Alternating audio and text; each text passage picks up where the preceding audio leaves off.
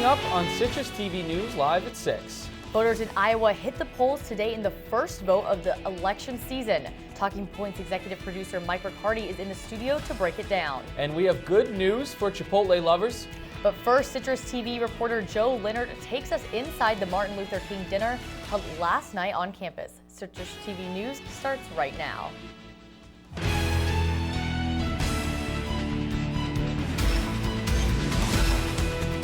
From the Citrus TV studios, this is Citrus TV News Live at 6, your campus news leader. Good evening and welcome to Citrus TV News Live at 6. I'm Josh Blazan. And I'm Catherine Robinson. Black History Month starts today, and that's our top story.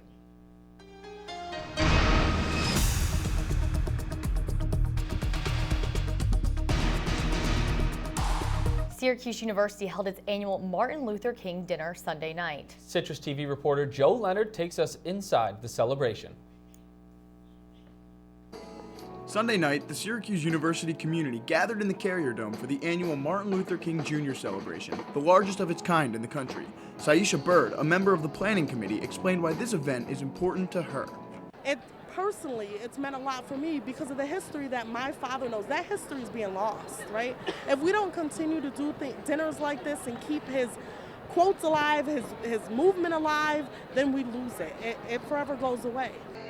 Bird and her colleagues chose Dr. Mark Lamont Hill as the keynote speaker because they believed he could relate well to students. Before his address, we asked Hill what he thought about students associating with each other based on skin color. If the school has the right mission, then students will naturally lean toward each other. It doesn't mean that it's a problem, though, when black folks show up and hang with black folk.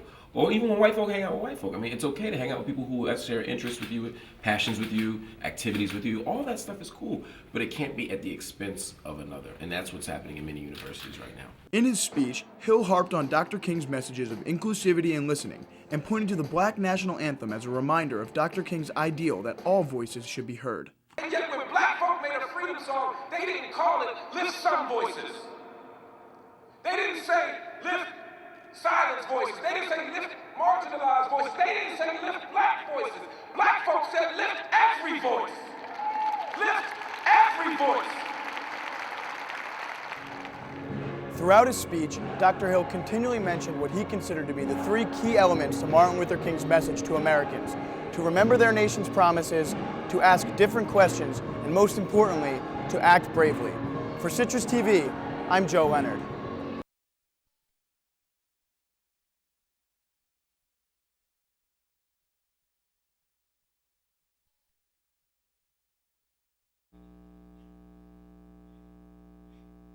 Country music stars will flock to the Lakeview Amphitheater this summer with performances from Rascal Flatts, Keith Urban, and Thomas Rhett.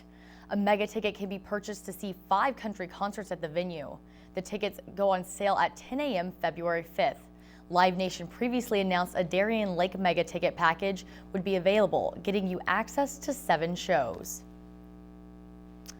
A lawsuit filed by an Onondaga County 911 dispatcher was thrown out by a federal judge. Mary Beth Pizarris was accused of causing a 5-minute delay to send firefighters to the scene of a 2012 fire on Conifer Drive. Pizarris blamed the delay on the firefighters and sued the 911 center for retaliation against her after the incident. Plans are underway now to construct 5 new buildings here in Syracuse. Developer Joe Hucko proposed demolishing the old gas station and other buildings on East Brighton Ave to build apartment and retail offices. Hucko expects to complete building by 2017. The building costs a total of $6.2 million. Construction on the project is set to begin this spring. And a new Siena College poll of 805 registered voters reveals that 2/3 of New Yorkers support Governor Andrew Cuomo's proposal to raise the state's minimum wage. 36% of Republicans and an overwhelming 80% of Democrats support the raise. Cuomo plans to gradually increase pay to $15 by December 31st, 2018. The current minimum wage is sitting at $9 an hour. After the break, Mike Riccardi is in studio to talk to us about the Iowa caucuses. And Secretary of State John Kerry has an urgent message for Syria. 50 years ago today, the snow finally stopped falling in Syracuse. The Syracuse blizzard of 1966 lasted 36 hours and caused 42 inches of snow to fall. This created drifts of snow that reached up to 2-foot-story houses. So will we see snow in Syracuse this week? I'll let you know later in the forecast. If you want to be a parent, it doesn't matter how you play, what you wear, how you dance, or even what direction life takes you. You just need to be there. You don't have to be perfect to be a perfect parent. Thousands of teens in foster care don't need perfection. They just need you. This new mom is struggling to get the skates just right. Now she's holding on for dear life. You don't have to be perfect to be a perfect parent. Thousands of siblings in foster care will take you just as you are.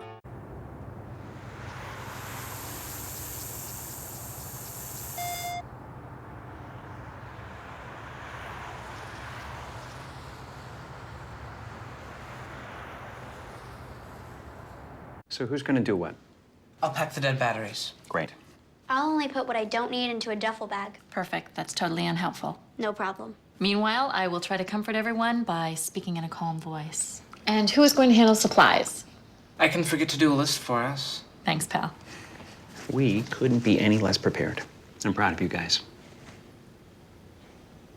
Talk to your kids about who to call, where to meet, what to pack. Search Ready Kids at nyc.gov or call 311.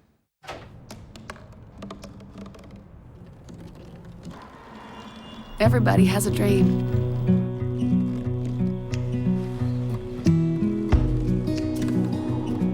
Mine was to see the ocean.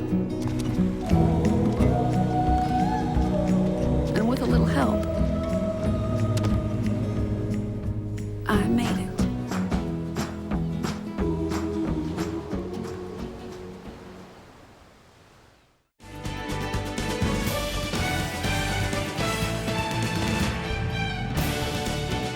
The race in Iowa is tight as the polls are coming to a close. Here to update us on the first contest of the 2016 election is Talking Points executive producer Mike Riccardi. Mike, everybody's been talking about turnout. What exactly is so important about turnout this year in Iowa? So turnout's going to be really important for Bernie Sanders and Donald Trump. They're attracting a lot of these first-time caucus goers, especially Bernie Sanders, who has a very large lead amongst the millennials against Hillary Clinton. So it's going to be very important to turn them out.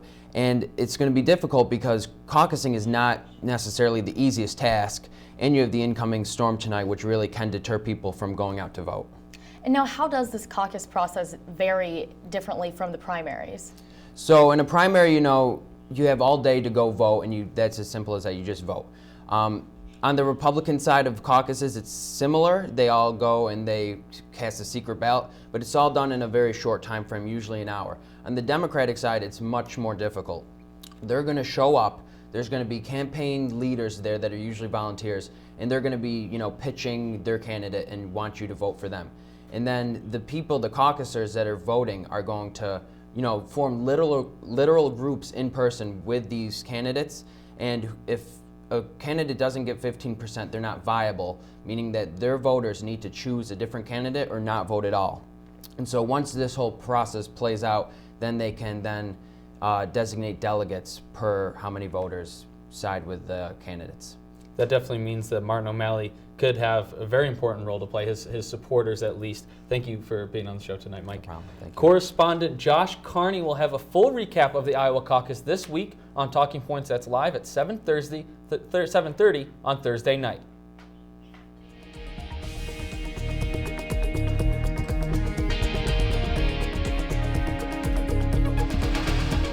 The San Francisco Police Department will be investigated by the United States Department of Justice. The report comes only a couple of months after the fatal shooting of Mario Woods, a 26-year-old black man.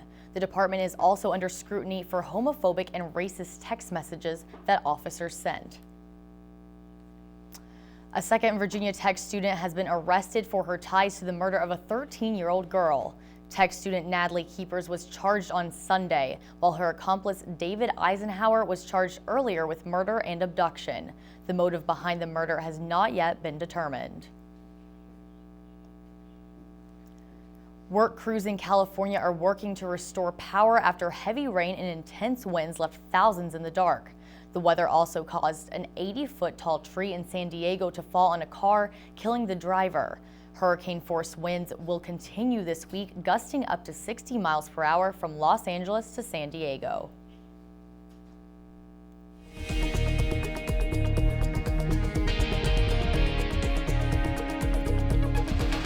Myanmar's politicians have taken their seats following the landslide victory of Aung San Suu Kyi's pro-democracy party, the National League for Democracy, or NLD. The military still controls a quarter of the parliamentary seats, but the NLD hopes to curtail that in the coming years. And a suicide bombing outside a police facility in Kabul left 10 dead and 20 wounded earlier today. The Taliban is claiming responsibility for the attack, and many civilians are among the dead. This is the Taliban's latest attack in what is becoming a regular assault on the Afghan capital.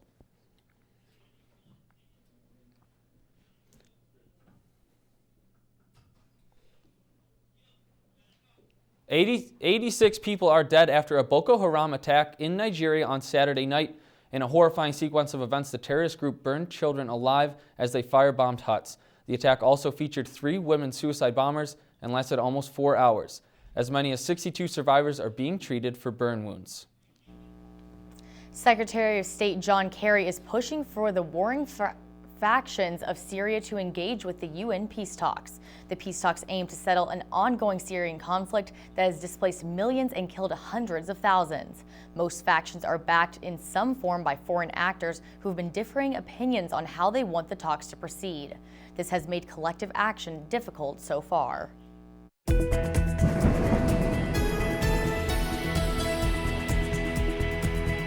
It may be February 1st, but it definitely did not feel like a typical winter day in Syracuse. That's right, and we'll turn things over to Rebecca Castor to see how long this nice weather will stick around. Thanks, Josh and Catherine. I agree, it was definitely a nice day here in Syracuse. Currently, it is 40 degrees outside, and with winds coming in from the northwest at 8 miles per hour, it feels a little bit more like 35 degrees. We have mostly cloudy skies, so the sun peeked out every now and then today, which was a nice treat for us in a Syracuse winter.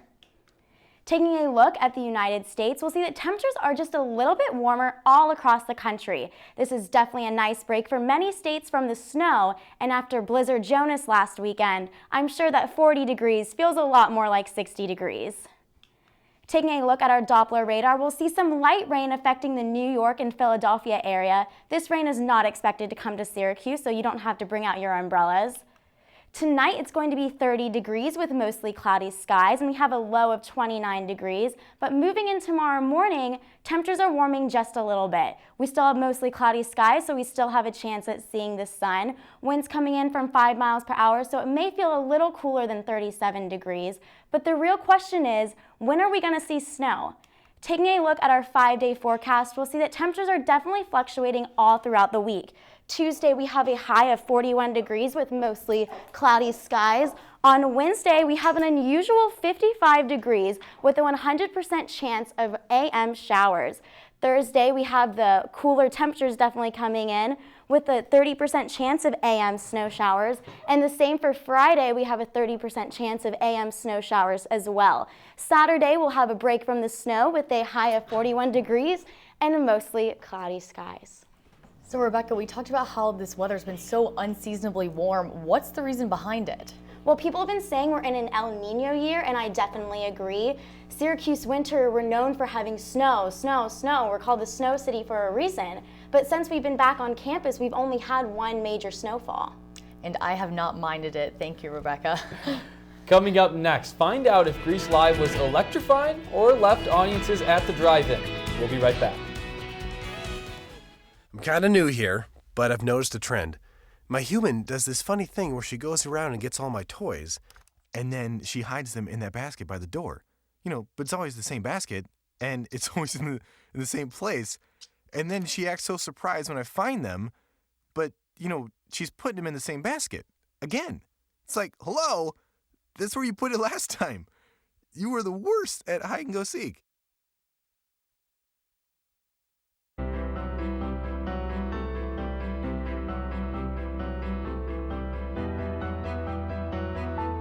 Body language can tell you all sorts of things. Like someone is having a stroke. Know the sudden signs. Learn fast. Face drooping, arm weakness, speech difficulty. Time to call 911 and get them to a hospital immediately. Learn the body language and spot a stroke fast. Really?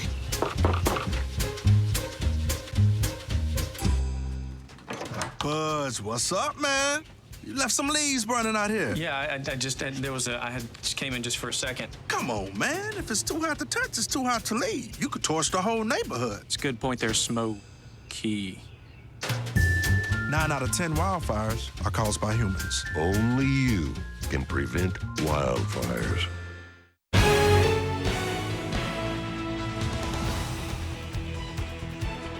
Researchers are introducing a new way of treating schizophrenia that's expected to make a huge difference on the quality of patient life. The treatment would offer family counseling and job servicing efforts on top of traditional caregiving for patients. While the program is expected to be expensive, the vast benefits are believed to outweigh the costs. The World Health Organization met today to declare the Zika virus an international emergency. Zika is a virus particularly harmful among pregnant women. It has been linked to serious birth defects. The last time the WHO declared a public health emergency was during last year's Ebola outbreak.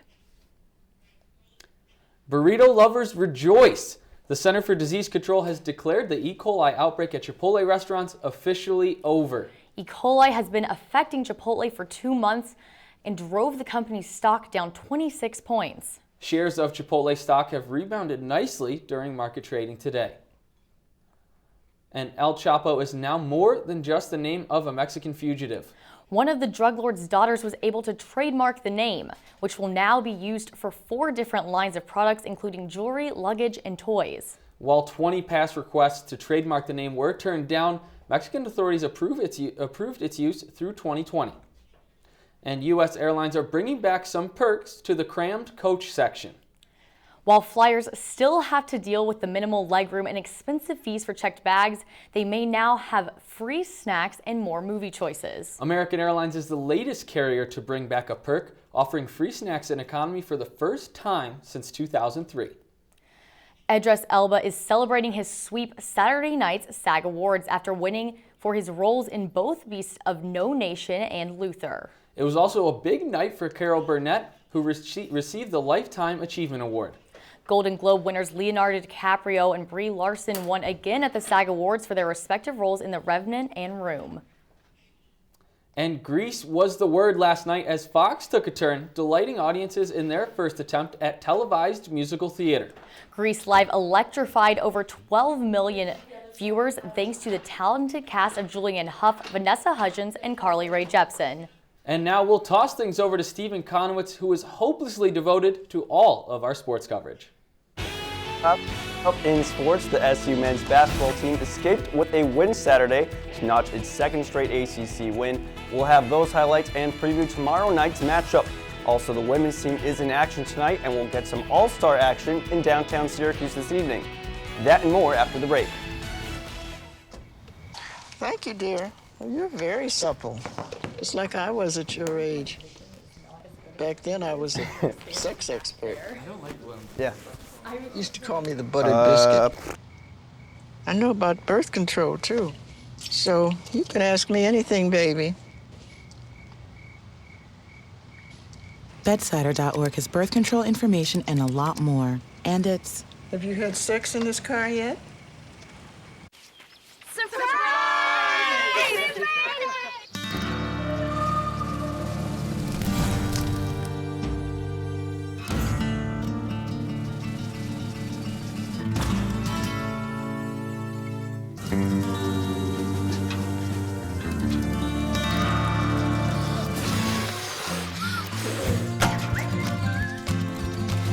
Preventing wildfires. That's all Smokey wants for his 70th birthday. Here's your check.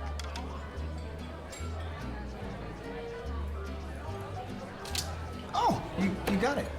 You know, since I got rid of my car, I really enjoy walking. Hey, God, no. Getting pulled over for buzz driving could cost you around $10,000 in fines, legal fees, and increased insurance rates. Oh, you're home early. You live with your mom? That'll set your game back a few years. Buzzed, busted, and broke. Because buzz driving is drunk driving. I grew up in the housing projects of Cleveland. I didn't even know that life could be any better than it was. Education for me has been a way to get away from the agony of what was normal life. I want to be able to impact the community, not just look back on where I came from, but to reach back to where I came from and pull some people up with me. My name is David, and I am your dividend.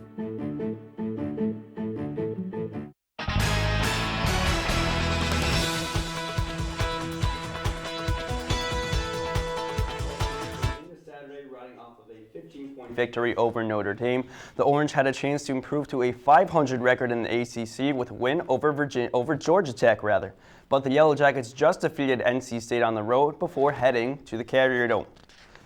Otto, the Orange, is always undefeated in the Carrier Dome, and that's where we get started. Always a top game for him. Michael Benninger in the corner. He knocks down the three, gives Syracuse the early 6-2 lead in the first half. More Orange, more Michael Benninger, this time in the paint, soars down for the one-handed slam. That gives Syracuse a 6-point lead later in the first half. But Georgia Tech came storming back. This time it's Adam Smith knocking down the three-pointer to tie it up at 32 apiece. Tyler Lydon also three happy. A lot of threes in this one. He knocks it down from behind the arc, 35-35 at the half. In the second frame, more Michael Benninger. He knocks down the three. He finished with 16 points and led the Orange in that category. Adam Smith, of course, another three because that's what happens in the Carrier Dome. He cuts the Orange lead to just 2 points.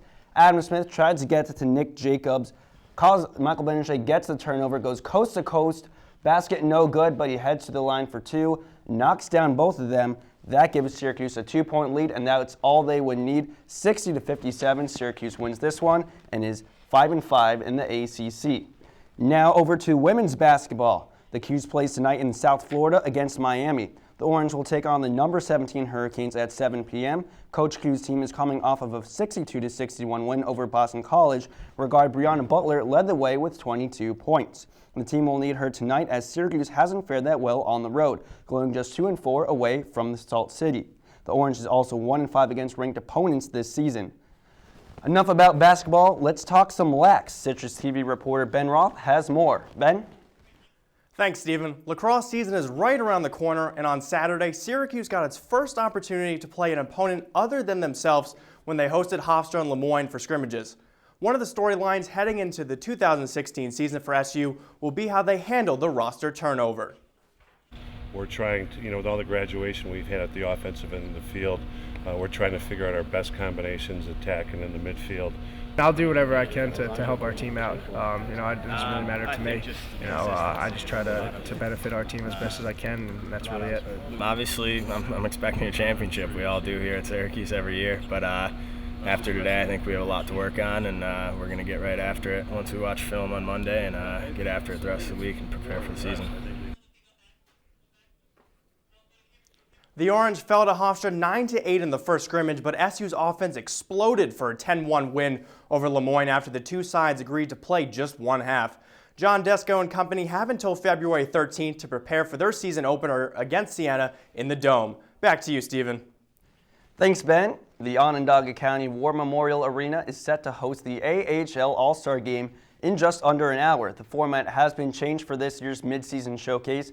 Much like the NHL, the AHL's All-Star Game will feature 4 teams, each representing the 4 divisions, who will play in a round-robin tournament with 6 games lasting 9 minutes.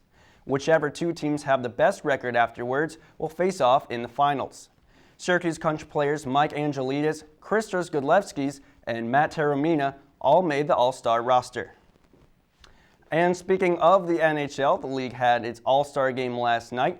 They too featured their 4 divisions playing against each other in a tournament style. The Pacific Division won the finals 1-0 over the Atlantic, but it was the Pacific captain, John Scott, who stole the show. Scott was voted by fans as the captain, even though he hasn't played that much in the league. He isn't technically on an NHL roster currently, but Scott ended the night with 2 goals and won the MVP honors. Scott also won a brand new car and gets to split a $1 million cash prize with his Pacific teammates. So, Steven, Virginia Tech coming to the Dome tomorrow night. Who do you got winning the game? I think it's going to be closer than a lot of people think. I think Syracuse still edges it out. It'll be close, just like Georgia Tech, but the Orange needs to win this one to keep its NCAA tournament hopes alive. That's definitely true. Thank you, Steven. Coming up, we'll take one last look at your weekend weather. And Hollywood meets Wall Street. That happened today. Find out more next. Guys, there's a lot of tree branches and dry brush over here. We should probably move the bonfire over there.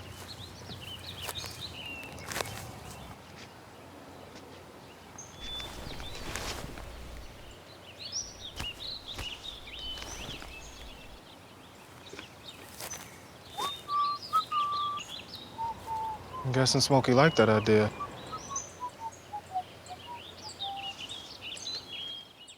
So who's gonna do what? I'll pack the dead batteries. Great. I'll only put what I don't need into a duffel bag. Perfect. That's totally unhelpful. No problem. Meanwhile, I will try to comfort everyone by speaking in a calm voice. And who is going to handle supplies? I can forget to do a list for us. Thanks, pal. We couldn't be any less prepared. I'm proud of you guys. Talk to your kids about who to call, where to meet, what to pack. Search Ready Kids at nyc.gov or call 311. How can I help my daughter with her reading? Searching for help with Dachshund Reading. No. Let me try.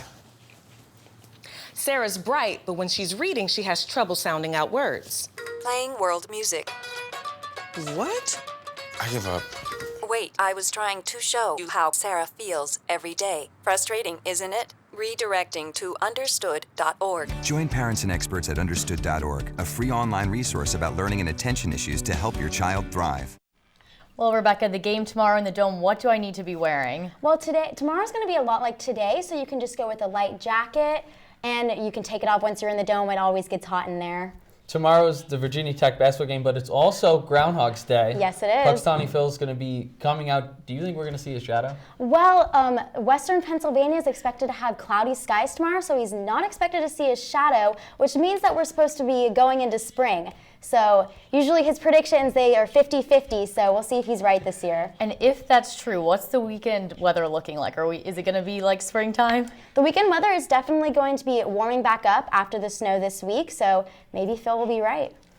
Thanks, Rebecca. Well, Wall Street had a VIP in their midst today, a very important pig. Miss Piggy took time out of her busy schedule being a primetime television star to ring the opening bell at the New York Stock Exchange. You can find Miss Piggy along with your other favorite Muppet characters tomorrow night on ABC. And that'll wrap things up for us here at Citrus TV News this Monday evening. For all your news updates, you can follow Citrus TV on Twitter and Instagram. And don't forget to like our page on Facebook. Thank you so much for joining us this evening from all of us here at Citrus TV News. I'm Katherine Robinson. And I'm Josh Bazan. Have a good night, Syracuse.